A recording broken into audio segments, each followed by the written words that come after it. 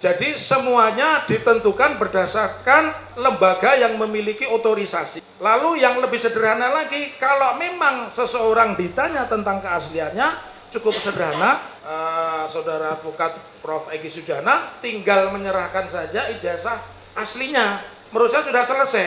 Karena hukum memang memberikan kesempatan non mediasi penal. Jadi bisa diselesaikan di luar pengadilan. Pembuktian itu pembuktian yang sangat sederhana dan mudah. Kalau begitu, sebuah perbuatan pidana itu bisa dipertanggungjawabkan kalau ada unsur kesalahan. Dan unsur kesalahan kalau mendasarkan KUHP itu ada diatur di pasal 183, 184 tentang alat bukti, dan 185 ayat 2, bukti yang paling kuat adalah bukti yang dihadirkan di depan persidangan. Pertanyaannya, sampai hari ini di persidangan tidak pernah ditampilkan ijazah asli. Bagaimana ahli menilai? Kalau saya mengatakan berarti tidak ada perbuatan pidana karena tidak bisa dibuktikan yang asli. Kalau Anda tanya kepada saya, itu yang menyatakan sah dan tidak sahnya persidangan ini beliau yang ada di depan kami.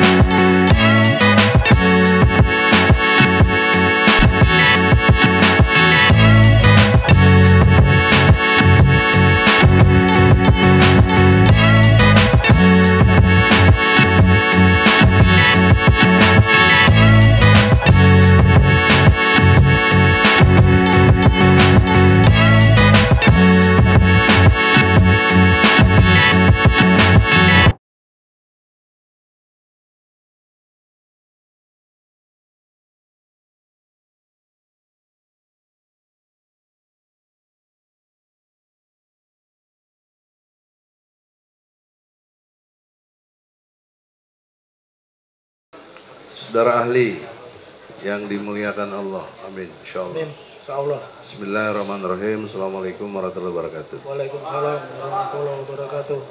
Dalam kategori pidana, Ya. itu satu ciri khasnya adalah telah selesai dilakukan. Ya. Pengertian telah selesai sesuai dengan tuduhan atau dakwaan yang menjadi sangkaannya dan keterdakwaannya kepada yang didakwa. Menarik dalam persidangan ini, banyak ahli juga yang sudah yang dari pihak kejaksaan sendiri, ahli pidana, khususnya fokus saja kepada masalah ijazah asli. Ya. Jokowi 22 orang, tadi tambah 1 jadi 23. Jadi, saksi ahli 6, saksi fakta 17. Dari pihak mereka, satu pun tidak ada yang pernah lihat ijazah asli. Sementara proses ini, sidang ini sangat butuh fisikal dari ijazah asli itu. Semua sepakat dalam konteks itu. Bahkan saksi-saksi yang lain akan mau menghadirkan, bahkan mau menghimbau Jokowinya, bahkan mau datangkan Jokowi rumahnya di sini anaknya itu. Tapi hingga hari ini tidak ada ijazah aslinya itu. Pertanyaan seriusnya, beban pembuktian dalam pidana ini ada pada siapa? Tentu kita mengetahui jaksa, tapi Anda harus uraikan secara objektivitas teorinya, Ya. dan apa akibat dampak hukumnya, bila ijazah asli itu tidak ada. Ya. Mohon dijelaskan. Baik, saya akan mendeskripsi dulu tentang apa yang dimaksudkan asas legalitas dari Ludwig von Verbach, ya. Jadi Ludwig von Verbach, kenapa saya harus mendasarkan asas legalitas? Karena baik di KUHP yang baru maupun KUHP yang lama semuanya diatur. Di KUHP yang baru diatur di pasal 2 ayat 1, di KUHP lama diatur di pasal 1 ayat 1. Jadi bahasa aslinya nullum delictum nulla puna sine previa lege punali. Jadi tidak ada perbuatan yang dianggap bersalah sampai ada aturan undang-undang yang mengatur tentang itu. Kemudian yang kedua, tidak cukup sampai di situ. Untuk membuktikan kesalahan seseorang, seperti tadi yang saudara penasihat hukum terangkan di awal sebagai prolog pertanyaan kepada saya. Yang kedua, adakah unsur kesalahan di situ? Jadi satu asas legalitas, yang kedua adakah unsur kesalahan? Kalau tidak ada unsur kesalahan, berarti tidak ada perbuatan pidana di situ. Lalu bagaimana kewajiban beban pembuktian? Kalau kita mengikuti tadi bahwa asas legalitas tiada pidana tanpa kesalahan berdasarkan aturan yang sudah ada, dan mohon maaf Bapak Hakim Ketua dan teman-teman jaksa, saya mungkin tidak akan kepada perkara ini karena kapasitas saya sebagai ahli. Jadi saya hanya akan menjawab dari proses pemidanaan. Bagaimana beban pembuktian? Beban pembuktian karena ini adalah perkara pidana dan kita mengenal dua fungsi jaksa itu sekaligus. Satu, jaksa itu sebagai penuntut umum, sebutannya general attorney. Di sisi yang lain, jaksa ini juga sebagai pengacara negara. Maka di kantor-kantor kejaksaan itu selalu ada tulisannya jaksa pengacara negara. Jadi kalau Anda tanyakan kepada saya, maka beban pembuktian itu karena kita masuk dalam integrated criminal justice system, sistem peradilan pidana, seseorang yang sudah dinyatakan sebagai tersangka dimulai dari proses penyelidikan, penyidikan, kemudian penuntutan, dan sekarang dihadapkan di pengadilan. Kalau mengacu pada itu, beban pembuktian adalah ada pada pengacara negara. Begitu saudara penasihat hukum. Jika demikian penjelasan prosedurnya berkonsekuensi secara hukum, haruskah menjadi kewajiban mutlak beban pembuktian itu menampilkan ijazah asli? Atau Anda pakai istilah lain kalau nggak mau kasus ini. Tapi hal yang dimaksud itu bersifat fisikal yang dituduhkan. Ya. Karena ini dituduh berita bohong, bahkan nista agama. Kalau ini berita bohong, mesti ada bandingannya berita yang benar bagaimana. Ya. Nah, dalam konteks ini kami butuh sekali ijazah asli sebagai ukuran berita yang benar. Ya. Nah, pertanyaannya, jika tidak juga bisa menampilkan, apa konsekuensi hukumnya?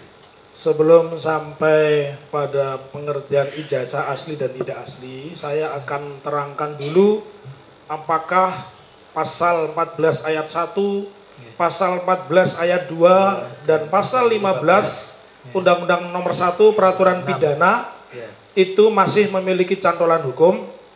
Saya ingin urutkan dulu, Bapak Hakim, diizinkan. Jadi yang pertama, KUHP yang kita kenal itu dulu dengan bahasa aslinya adalah Wetboek van Strafrecht voor Nederland Indie, yang artinya adalah kitab undang-undang hukum pidana untuk Hindia Belanda, karena pada saat itu Belanda juga membuat KUHP untuk Afrika Selatan, juga membuat KUHP untuk Papua New Guinea. Nah, dengan Stadblad 732 per 1 Januari 1918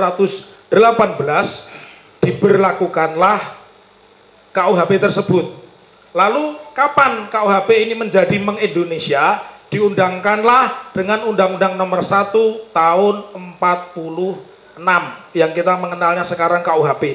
Tetapi di situ ada catatan, di bab 17 Romawi disebutkan bahwa KUHP saat itu hanya berlaku di wilayah Jawa dan Madura. Lalu kemudian ditambahkanlah dengan Undang-Undang Nomor 73 Tahun 58 yang menyatakan bahwa KUHP atau Wetboek van Strafrecht itu berlaku di seluruh Indonesia. Lalu saya lanjutkan kemudian ya, bahwa kapan lagi ada perubahan? Perubahan itu mendasarkan kepada PNPS nomor 1 tahun 56 ya, dengan dimasukkannya pasal 156A. Perubahan yang berikutnya lagi kapan terjadi? Perubahan yang berikutnya lagi terjadi, dan itu sudah di era Orde Baru, adalah dengan Undang-Undang Nomor 27 Tahun 99 dengan dimasukkannya pasal 107 A, B, C, D, E. Karena pada saat itu pasal 107 itu adalah anslah, makar. Dimunculkanlah kemudian larangan menerbitkan kaos PKI, lambang PKI bukan hanya pada TAP MPRS Nomor 25 Tahun 66, tapi lebih tegas dimasukkan di dalam KUHP, lahirlah kemudian pasal 107 A, B, C, D, E, dan seterusnya. Nah, jadi maksud saya ingin mengatakan sebelum sampai kepada pertanyaan tentang asli dan tidak asli, saya ingin sampaikan kalau kita mendasarkan pada ajaran Ludwig von Feuerbach, maka seseorang bisa dipidana itu setidaknya ada dua alasan. Satu, peraturan pidana itu memang sudah mengatur, sudah ada perbuatan, sudah ada undang-undang sebelum perbuatan itu terjadi. Karena perlu saya tambahkan di sini, setelah Perang Dunia Kedua tidak mengenal lagi asas retroaktif, artinya sebuah aturan pidana itu tidak bisa berlaku surut. Kemudian mendasarkan pada pertanyaan saudara, asli dan tidak asli ukurannya sederhana ya. Kalau itu non mediasi penal, kita mengenal non mediasi penal, insya Allah rekan-rekan jaksa dan Bapak Bin juga mengerti. Salah satunya adalah Undang-Undang Lingkungan Hidup dan Peradilan Anak mengenal sistem diversi, jadi perkara itu justru disimpangi. Maka ada di situ adalah mediasi penal, perkara-perkara seperti itu bisa dilakukan proses tanpa harus melalui persidangan, karena pembuktiannya sederhana. Kalau Anda tanya kepada saya, ijazah saya asli atau tidak, otoritasnya cuma dua. Seorang dokter dilihat PD Dikti, nomor induk dosen nasional saya ketemu. Taufik ini dokter mana, disertasinya apa, kapan lulusnya sudah ketemu. Ya, itu yang pertama. Yang kedua, jadi semuanya ditentukan berdasarkan lembaga yang memiliki otorisasi. Ya. Lalu yang lebih sederhana lagi, kalau memang seseorang ditanya tentang keasliannya, cukup sederhana.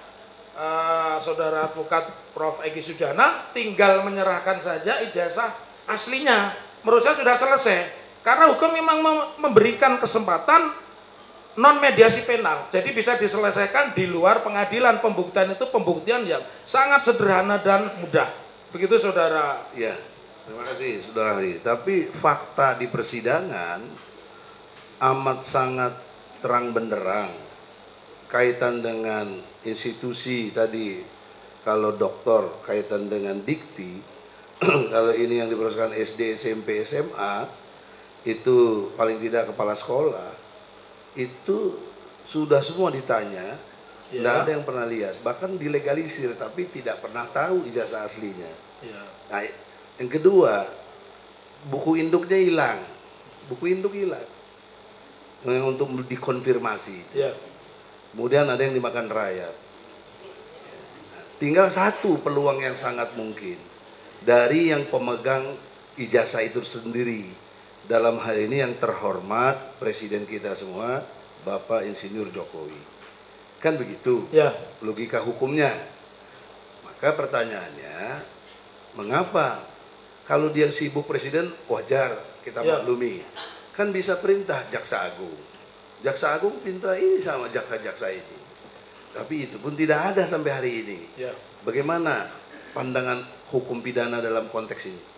Berarti di situ tidak ada perbuatan pidana. Pidana kan asas legalitas, pasalnya diatur tentang palsu itu apa, hoax itu apa, menyebarkan fitnah itu apa, semuanya kan diatur, harus ada pembandingnya. Oleh karena itu, karena ini dikaitkan dengan kepentingan saya sebagai pembela terdakwa ini, apakah Anda bisa secara ilmu pidana Anda mengatakan mereka tidak melakukan tindak pidana? Tegas ya, saya juga menulis buku tentang ITE, ya ini buku ke-7 saya menulis semua hal yang mereka sampaikan di medsos atau apa itu semua ada di sini ya, di Undang-Undang Informasi dan Transaksi. Jadi tegas terhadap pertanyaan saudara, saya mengatakan pembuktian itu ada dua. Kalau kita mau non mediasi penal ya, artinya di luar pengadilan pakai mediasi penal, tidak usah memuat unsur-unsur pidana, tinggal bertemu kedua orang diselesaikan. Kalau tidak, ilmu pidana itu punya, makanya ada lembaga otorisasi scientific justice crime. Dibuktikan dengan ilmu pengetahuan siapa yang punya otoritas untuk bisa mengatakan palsu, berarti harus ada yang asli. Yang mengatakan asli adalah lembaga yang punya otoritas. Dalam hal ini adalah laboratorium forensik yang bersertifikat. Tentunya karena kita ada di sistem peradilan pidana, maka wilayahnya adalah wilayah kepolisian. Pertanyaan saya justru balik kepada Anda, apakah di polisian sudah dibuktikan dengan scientific justice crime tentang asli dan tidak asli ijazah? Nah, pertanyaan Anda saya jawab. Ketika dalam konteks perjalanan bersidang, tidak mengurangi hormat dengan Bapak Jaksa, ini kan udah proses pembuktian. Ketika menghadap ke hakim, Anda salah satu jaksa tapi tidak hadir sekarang, saya bertanya, kok repot-repot? Brother, saya bilang, istilah kita kawan kan, tinggal bawa aja isa aslinya Jokowi, selesai kasus ini, case close, kasus tutup, dia salah karena udah hoak, udah keluar dan sebagainya. Tapi hingga hari ini tidak ada. Nah, bagaimana kaitan dengan polisi? Nah, jaksa menjawab, ya kami dapatnya begini bang dari polisi, begitu. Berarti polisi kagak ada. Dan setiap yang saksi saya tanya, ketika di BAP, apakah Anda diperlihatkan ijazah aslinya? Tidak. Bagaimana? Kalau ada, kan polisi juga nggak boleh repot-repot. Mestinya tinggal kasih tahu aja ini aslinya. Ya. Kenapa harus ditangkap ini? Padahal kita sedang membuktikan di Perdata, Pengadilan Negeri Jakarta. Itulah jawabannya. Jadi dugaan keras saya hingga hari ini polisi tidak punya, sehingga tidak bisa ngasih ke jaksa, jaksa juga tidak punya. Jaksa tidak punya, nggak bisa dihadirkan di persidangan. Itu konklusinya. Bagaimana Anda menilai? Kalau begitu, sebuah perbuatan pidana itu bisa dipertanggungjawabkan kalau ada unsur kesalahan. Dan unsur kesalahan kalau mendasarkan KUHP itu ada diatur di pasal 183, 184 tentang alat bukti, dan 185 ayat 2, bukti yang paling kuat adalah bukti yang dihadirkan di depan persidangan. Nah, sekarang tidak ada kalimat itu. Buktinya nggak ada. Itu tidak ada kalimat selain itu, dan itulah yang disebut sebagai integrated criminal justice system, atau di dalam bahasa Indonesia adalah sistem peradilan pidana. Ngerti. Pasal 185 itu kan konklusi yang amat jelas tentang dihadirkan di persidangan. Pertanyaannya, sampai hari ini di persidangan tidak pernah ditampilkan ijazah asli. Bagaimana ahli menilai? Ya, kalau saya mengatakan berarti tidak ada perbuatan pidana karena tidak bisa dibuktikan yang asli. Kalau Anda tanya kepada saya, itu yang menyatakan sah dan tidak sahnya persidangan ini beliau yang ada di depan kami. Begitu saudara penasihat hukum Prof. Egy. Beliau ini yang kita muliakan, wakil Tuhan di muka bumi, kan berdasar fakta. Ya. Nah, fakta tidak ada ijazah aslinya, sehingga tidak bisa membandingkan apapun ceritanya. Nah, kemudian dalam akhirnya hakim menilainya mungkin berbeda, ya itu saya juga tidak berkuasa melawan hakim. Ya. Karena itu faktanya, nanti kita lihat saja ya. Itu nanti. Tapi saya mau lihat dari sisi Anda sebagai intelektual, ahli pidana, bagaimana pendapat Anda?